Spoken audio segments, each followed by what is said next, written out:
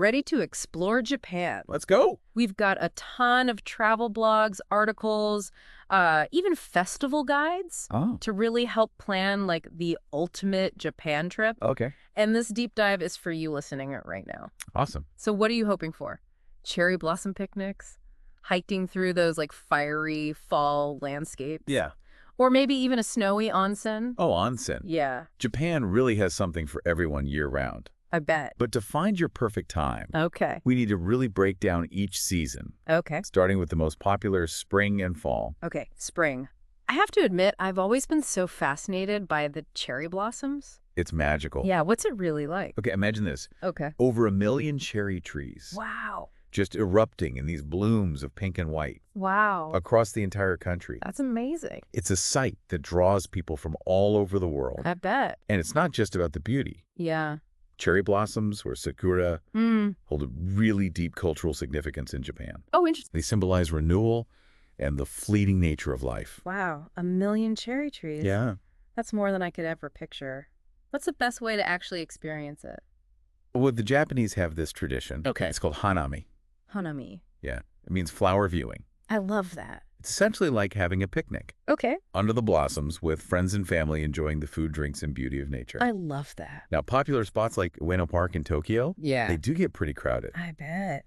But there's something so special about being surrounded by all that joy and celebration. Yeah. You know? I can picture it now, just a sea of pink petals and laughter. Yeah. It sounds so magical, but also maybe a little overwhelming. Yeah, Are there any less crowded ways to see the cherry blossoms? absolutely. Okay. If you're looking for like a more tranquil hanami experience, Yeah. there are some hidden gems off the beaten path. Ooh, I like that. Fukui Tanami and Toyama all offer these stunning displays without the massive crowds. So you can still like soak up that magic of sakura season without feeling like you're in a mosh pit. Exactly. That's good to know.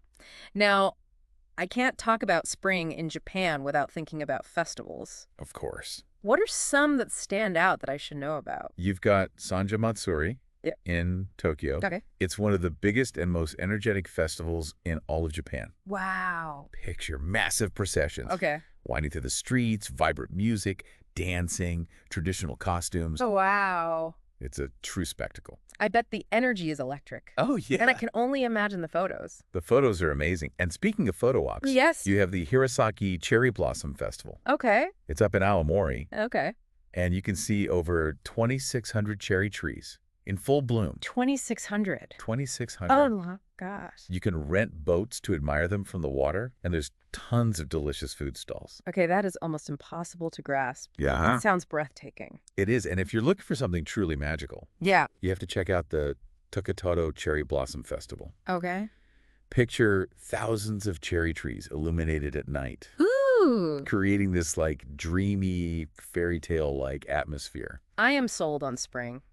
But I have to say, those like vibrant autumn colors are calling to me too. I know. Tell me more about momijigari or red leaf hunting. Yes. You mentioned. It's as beautiful as it sounds. Okay. Imagine strolling through these ancient temples and gardens as Yes. the leaves are transforming into these fiery hues of red, orange, and yellow. Wow. It's like walking into a painting. Okay, you're painting quite the picture for me. Yes. So where are the best spots for momijigari? You have to go to Kyoto in the fall. Okay. Historic temples and shrines Okay. like Kiyomizu-dera and Kinkakuji, framed by this backdrop of blazing foliage. Wow. It's a sight you won't forget. Kyoto in the fall, that's going straight on my bucket list. You have to. What else? Nara is another fantastic option. You can wander through this ancient deer park. Wait, deer. Yes. Watch the leaves fall around you and even interact with these friendly deer. I'm intrigued. Nara Park is home to hundreds of freely roaming deer, Wow. considered sacred messengers. That's amazing. They're very tame and used to interacting with visitors. So I'm picturing peaceful walks among ancient temples and playful deer with fall foliage. Exactly. Like, what more could you ask for? Well, if you're looking to combine stunning scenery with relaxation, Okay, yes. you have Nikko and Hakone. Okay. Picture soaking in a steaming onsen surrounded by colorful mountains. Oh my God. It's the ultimate way to unwind and soak in the beauty of autumn. A hot spring surrounded by fall foliage. That's like peak relaxation. Right. You mentioned festivals for spring. Yeah. What about fall? Fall has its own festival scene. Okay. The Jidai Matsuri in Kyoto is this historical extravaganza. Okay. People dress up in elaborate costumes from different periods of Japanese history. Wow. They parade through the streets. Wow. It's a chance to really see Japan's past. Sounds like a history lover's dream. It is. What about something a little more modern? Well, the Takayama Autumn Festival is known for its vibrant floats Okay. and lively atmosphere. Cool. It's a celebration of the season with music, dancing, and delicious food. All right, spring and fall are definitely strong contenders, but I'm curious about what summer and winter have to offer. Let's dive into those next. Will it? Summer and winter in Japan. Yeah, I feel like these seasons get a little less attention, definitely. but I bet they have their own kind of hidden gems. They absolutely do. Yeah. They might not be as, picture-perfect postcard famous as spring and fall, Yeah. but you'll get unique experiences you won't find any other time of year. Okay, I'm excited. Yeah. Let's start with summer. I always imagine Japan as being super hot and humid in the summer. It can be. Yeah. Especially in the cities. But that Okay. doesn't mean summer's a no-go. Okay. Think of it as the perfect time to really embrace Japan's incredible outdoors. You mean like hiking? Okay. The Japanese Alps in Hokkaido Mm-hmm. offer stunning mountain scenery Okay. and way cooler temperatures than the cities, Okay. making them perfect for summer hiking. Mm-hmm. And if you're feeling really adventurous, Okay. summer's the only time you can climb Mount Fuji. Climbing Mount Fuji, that's definitely bucket list material. Yeah.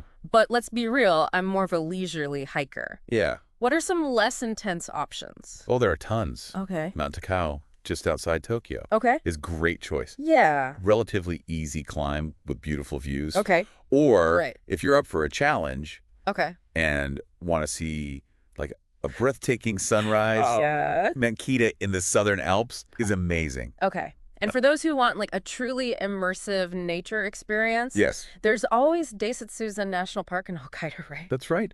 It's Hokkaido's largest national park. Wow. With diverse trails, volcanic hot springs, and tons of wildlife. Okay. A summer hiker's paradise. I'm starting to see the appeal of a Japanese summer. Yeah. But it's not all about hiking, is it? No. We can't forget about those iconic summer festivals. Of course. Yeah. Summer in Japan means fireworks. Okay. And I'm not talking about your average backyard fireworks display. Yeah. We're talking massive, vibrant spectacles, often synchronized to music Wow. and reflected on water. I've seen photos and they look incredible. They're amazing. What are some of the most famous ones? You have Nagaoka Matsuri, Okay. launches a mind-blowing 20,000 fireworks over 2 nights. 20,000. 20,000. That's more fireworks than I could count. I know, it's truly a sight to behold. Okay. And then there's Shinmei Fireworks Festival, Okay. known for its perfectly choreographed fireworks set to music. That's awesome. Yeah. And of course, Tenjin Matsuri in Osaka. Okay. A must-see with a huge procession of boats on the river and this grand finale of fireworks. Okay, those sound epic. Yeah. But now I'm ready to chill things down a bit. Okay. Let's talk about winter. What does Japan have to offer those of us who love snow?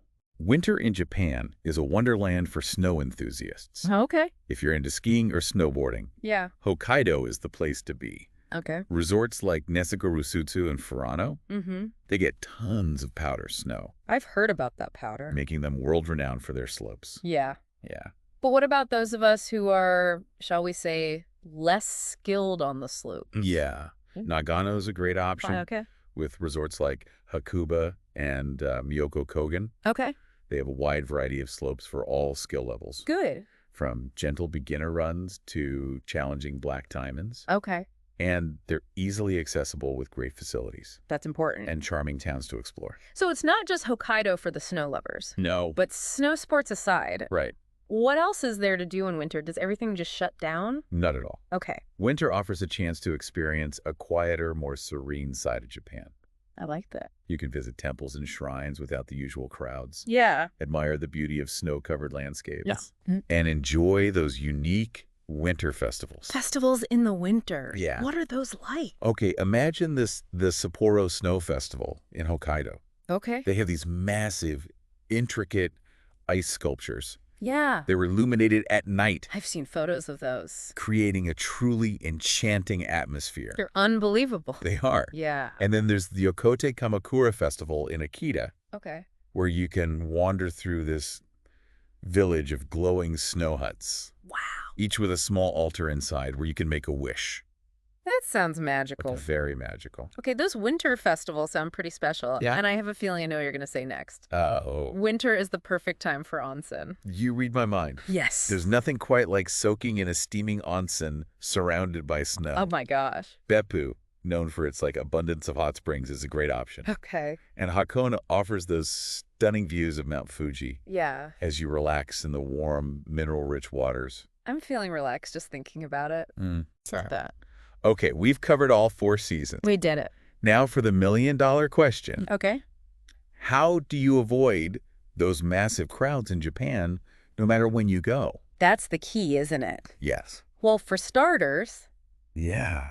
consider those shoulder seasons we talked about earlier. Okay. Early spring and late autumn. Right. You'll still have pleasant weather, stunning scenery, Yeah. but with way fewer tourists. I'm all about those shoulder season deals. Me too. Yeah, what about something a little more unexpected? Believe it or not, Okay. the rainy season, Yeah. from June to mid-July, Okay. it can be a surprisingly peaceful time to visit. Really? Yeah, a lot of tourists avoid it, That makes sense. so you'll have more space to explore. Yeah. And you might even find some cheaper prices. Rainy season, that's an interesting angle. Yeah.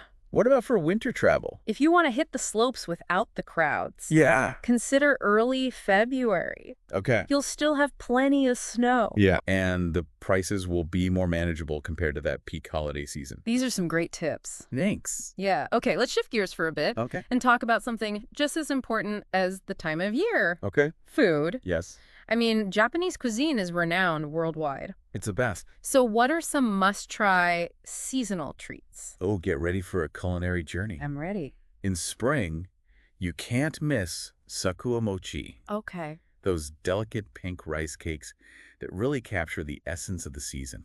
Sakura mochi, I'm adding that to my list. It's so good. What about summer? Summer's all about those refreshing flavors. Okay. Think kakigori. Okay. Shaved ice with flavored syrups perfect for beating the heat. Okay. You'll also find juicy watermelon seasonal fruits Okay. like peaches and grapes, Yeah. and unadon, Okay. which is a classic dish of grilled eel over rice. Okay, my mouth is watering already. I know. What about those cozy autumn flavors? Autumn brings hearty ingredients Okay. like chestnut, sweet potato squash, Mhm. and the prized matsutake mushrooms, which have this unique aroma and flavor. Okay. Yeah, and you can't forget about dango and mochi rice cakes, Mhm. especially during the Mid-Autumn Festival. Okay. Yeah. And last but not least, what about winter warmers?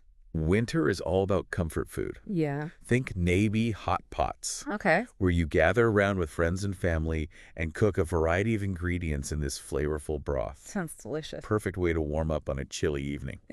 Maybe sounds like the ultimate winter comfort food. It is. Okay, so we've covered the seasons, the festivals, the food, even some crowd avoidance strategies. Yeah, we did good. Yeah, but I'm thinking about the logistics now. Okay. What about flights accommodations and getting around? Okay, those are essential parts of planning any trip to Japan. Right. For flights, booking in advance is always a good idea, Okay. especially for popular times like cherry blossom season Yeah. or Golden Week. Okay, what about accommodations? I imagine those can book up quickly too. You're absolutely right. Japan offers this wide range of accommodations, Okay. from traditional ryokan with tatami mat floors and communal baths Yeah. to modern hotels and budget-friendly hostels. Okay, cool. So no matter your style or budget, booking in advance is highly recommended, especially if you're traveling during peak season. Okay, booking early is key. Yeah. Now, once I'm there, how do I actually get around? Well, Japan has a fantastic public transportation system, Okay.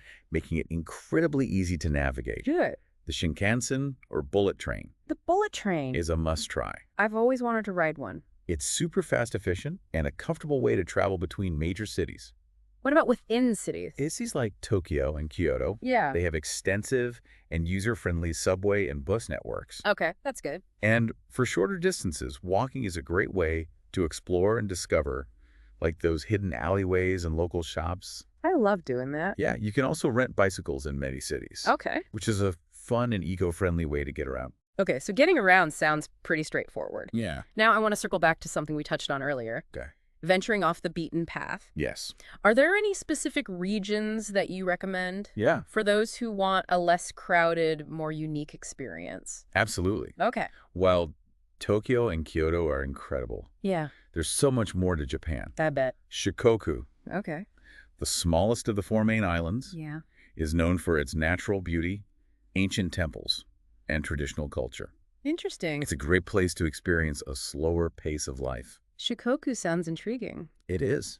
What about for those who love nature and adventure? Kyoto, in the north, Okay. is known for its rugged mountains, hot springs, and charming rural villages. Cool. It's a fantastic option for hiking, soaking in an onsen, and experiencing those traditional festivals. And I can't forget about Hokkaido. Of course. Besides the snow sports, what else does it offer? Hokkaido is truly a nature lover's paradise. It's home to stunning national parks, vast lavender fields in the summer, Wow. delicious seafood, and unique wildlife. You've given us so much to think about. I know. Before we get too overwhelmed with all these options, Right. what's your top tip for someone starting to plan their Japan trip? My advice is to really think about what kind of experience you're looking for. Okay. What are your interests? Yeah. Do you crave that bustling city life, Yeah. tranquil nature escapes, or like a mix of both? Yeah, that makes sense. Once you have that vision planning, your itinerary becomes way easier. That makes sense. Mm. Okay, before we wrap up this part, I want to touch on something we haven't discussed yet. Okay. Japanese culture and etiquette. Okay. Are there any customs we should be aware of? That's an important point. Yeah, Japanese culture is so rich in tradition.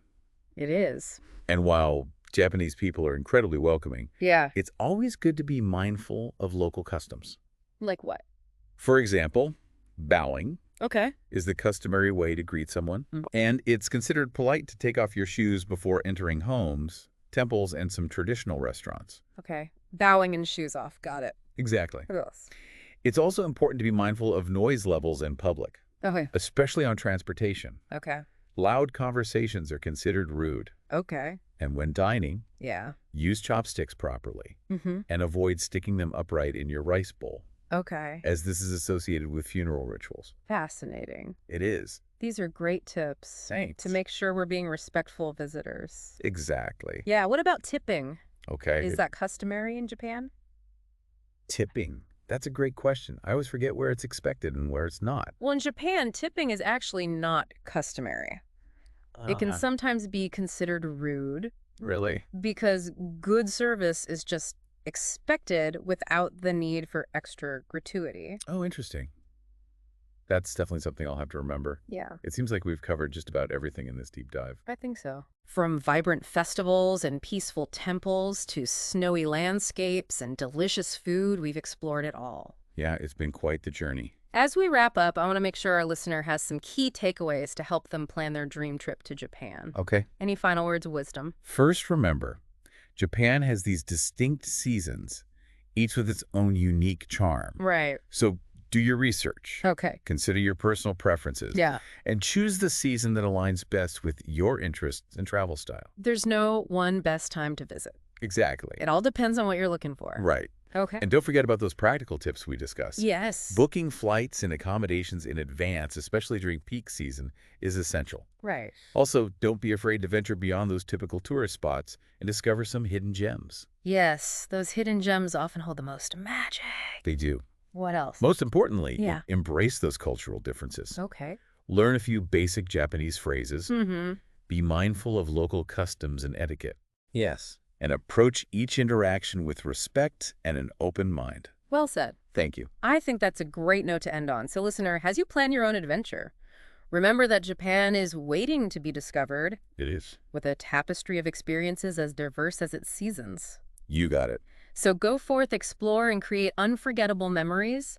And if you want even more tips and inspiration for your Japan trip, be sure to check out the Traveler Color blog. They've got tons of great resources. Yes, they do. Happy travels. Until next time on The Deep Dive.